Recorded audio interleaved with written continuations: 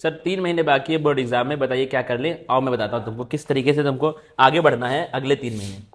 क्या लिखा है देखना पड़ना बड़े ध्यान से। व्हाट टू डू, क्या करना है बोर्ड एग्जाम 2025 आपका।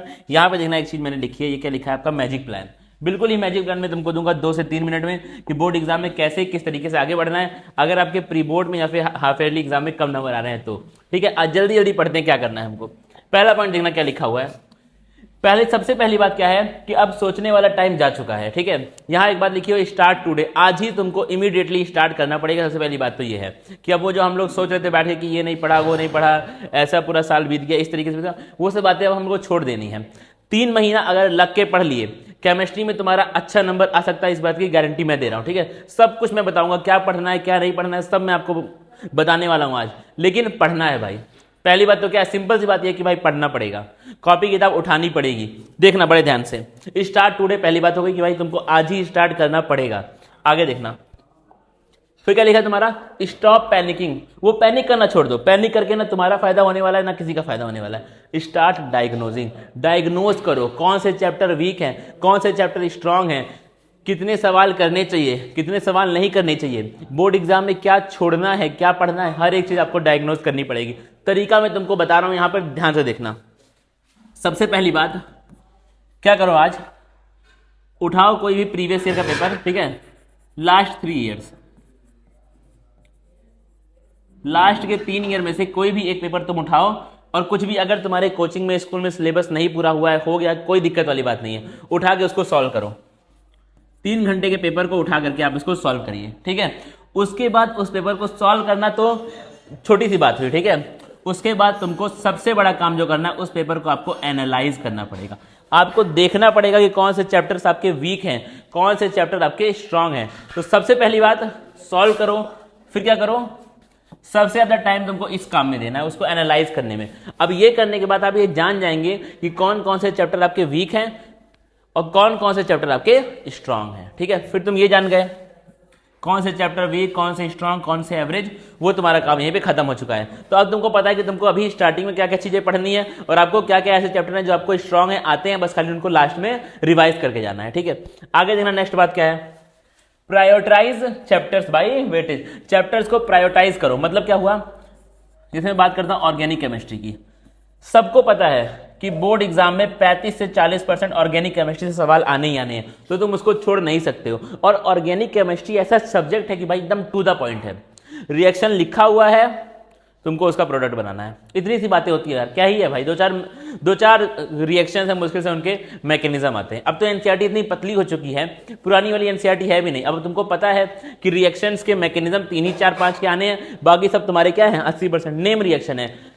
रिएक्टेंट दिया हुआ है, प्रोडक्ट लिखना है, इतनी सी बात है यार। तो उस चीज पे तुम ध्यान दो ना, उस चीज को आप ध्यान से देखिए। और ऑर्गेनिक केमिस्ट्री आपको पढ़ के जाना है, ये आपको पता है बहुत अच्छे से, सिंपल सी बात हो गई। तो इस तरीके से तुमको चैप्टर्स को प्रायोरिटाइज करना पड़ेगा। और देखना मेरी बात को, अब सर ये कैसे करें प्रायोरिटाइज, हम जान कैसे पाएंगे कि चैप्टर्स का वेटेज कौन से चैप्टर का कितना है। तो तुमको बहुत सारी साइट्स मिल जाएंगी जो आपको वेटेज बता देंगी। तुम चाहोगे तो मैं भी तुमको वेटेज बता सकता हूँ। ठीक है, पिछले 2 3 4 साल से मैं पढ़ा रहा हूँ क्लास 12th को, तो मैं तुमको वेटेज बता सकता हूँ। लेकिन लास्ट 5 ईयर का पेपर उठाओ, तो भाई ये करना है यार, प्लीज इस चीज को तुमको करना पड़ेगा।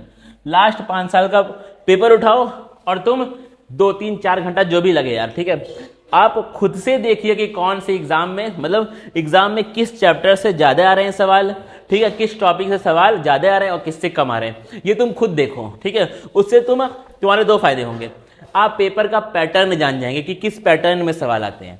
ठीक है, और आप ये जान जाएंगे कि कौन से चैप्टर को आपको प्रायोरिटी देनी है, तो ये आपका फायदा वहां पे हो जाएगा।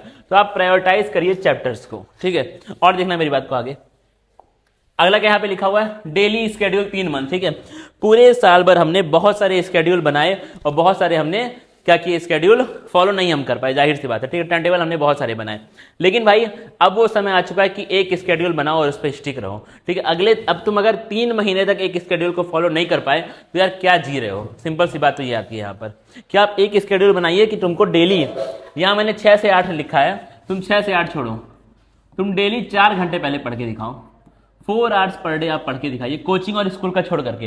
ये 4 घंटे सेल्फ स्टडी आपको करनी ही करनी है। कैसे करनी है, कब क्या पढ़ना है, कब मैथ पढ़ना है, कब साइंस पढ़ना है, क्या पढ़ना है, उससे कोई मतलब नहीं है मुझे, लेकिन तुमको डेली 4 घंटे पढ़ना पड़ेगा। आगे देखो और नेक्स्ट क्या लिखा है तुम्हारा, अब देखना 5 game changing tips.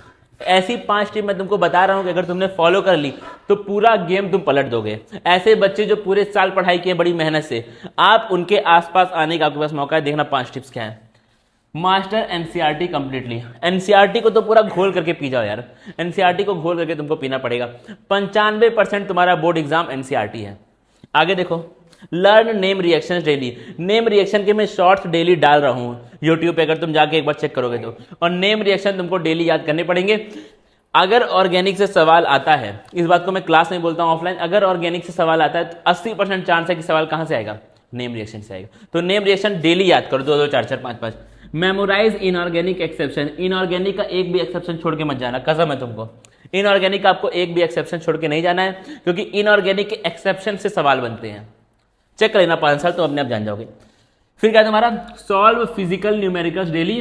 Physical chemistry के न्यूमेरिकल्स को आपको बार बार डेली सॉल्व करना पड़ेगा, क्योंकि न्यूमेरिकल से सवाल आते हैं।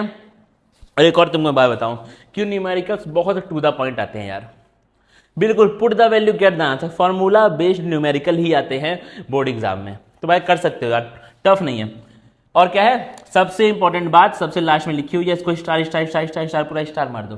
क्या लिखा, टेक वीकली मॉक टेस्ट। हर हफ्ते आपको एक टेस्ट देना है केमिस्ट्री का, तो देना है। सबका भी दो, बाकियों का भी दो, लेकिन हम लोग यहाँ पे केमिस्ट्री सेंटर्ड बात कर रहे हैं, तो केमिस्ट्री का टेस्ट आपको हर हफ्ते देना ही देना है, बिल्कुल बिना छोड़े हुए। 3 महीने का टाइम है, मुश्किल से अगर 1 महीने में 4 हफ्ता लोगे तो 4 4 8 4 12 टेस्ट हो पाएंगे। अगला देखना क्या लिखा, लगा दो भाई आग।